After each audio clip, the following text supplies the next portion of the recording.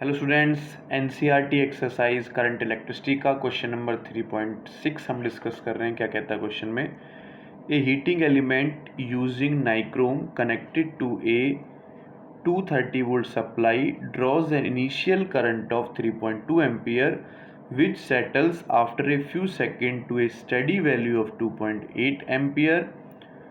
What is the steady temperature of the heating element if the room temperature is 27 degree centigrade? Temperature coefficient of resistance of nichrome averaged over the temperature range involved is 1.7 10⁻⁻⁴। तो ये हमसे कह रहा है बच्चों,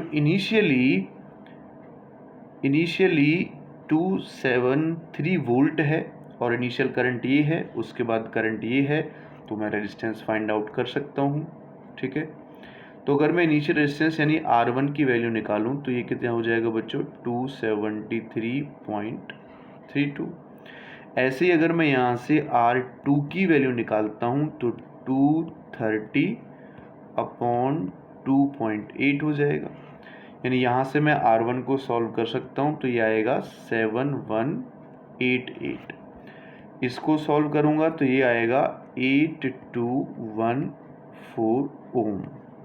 ठीक है, तो फॉर्मूला अल्फा निकालने का हमारे पास है ही, क्या है बच्चों, R2 माइनस के R1/R1 into change in temperature.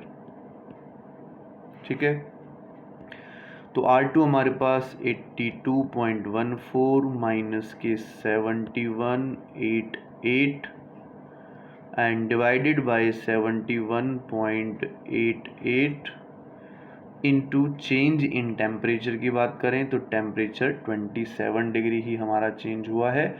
तो चेंज इन टेम्परेचर हमें निकालना है, तो इसको मैं लिख देता हूँ T2 माइनस के 27 डिग्री। अल्फ़ा की वैल्यू हमें दे रखी है।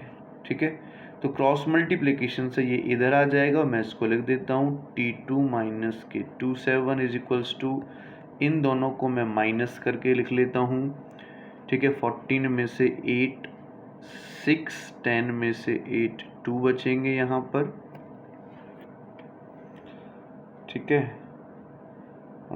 यहाँ से आएगा 10 में से 2 बचेंगे, यहाँ पर हमारे पास 1 में से 1 0, 1 डिवाइड बाई 71.88 इंटू अल्फ़ा इधर आ जाएगा, तो अल्फ़ा की वैल्यू क्या है 1.7 इंटू 10⁻⁻⁴।